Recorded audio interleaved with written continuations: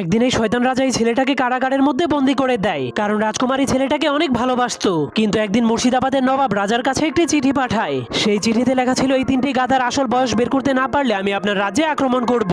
এজন্য রাজা নিজের রাজ্যকে বাঁচানোর জন্য বিজ্ঞানীদেরকে এই গাধাগুলো সঠিক বয়স বের করতে বলে, কিন্তু কেউ এই গাধাগুলোর সঠিক বয়স বলতে পারেনি। এজন্য রাজকুমারী লুকিয়ে লুকিয়ে সেই ছেলেটার কাছে গিয়ে বিষয়টা জানায়। তখন ছেলেটা বলে, তুমি গাধাগুলোকে 1, 2 এবং 3 বছর পুরনো রুটি খেতে দিবে, তাহলে গাধাগুলো নিজেদের বয়স অনুযায়ী সেখান থেকে রুটি খাবে। যার ফলে রাজা সেই গাধাগুলো সঠিক বয়স বের করতে পেরে রাজকুমারীর উপর অনেক খুশি হয়ে যায়। এটা দেখার পর নবাব অনেক রেগে রাজাকে আবার একটা চিঠি পাঠায়। সেই চিঠিতে লেখা ছিল, এই তিনটি ছুরির মধ্যে কোনটি সৈনিকের, কোনটি কৃষকের এবং কোনটি ভদ্রলোকের আপনাকে সঠিকভাবে খুঁজে বের করতে হবে। এবার ছেলেটা রাজকুমারীকে আগুন জ্বালিয়ে সেই ছুরিগুলোকে মাটিতে গেড়ে দিতে বলে। এরপর যেটার ভেতর থেকে রসুনের ঘ্রাণ বের হবে সেটা হবে কৃষকের, আর যেটার ভেতর থেকে সেন্টের ঘ্রাণ বের হবে সেটা হবে ভদ্রলোকের, এবং যেটার ভেতর থেকে রক্ত বের হবে সেটা হবে সৈনিকের। তখন সবগুলো সঠিক উত্তর দেখার পর নবাব হার মেনে যায়। এরপর রাজা রাজকুমারীর কাছ থেকে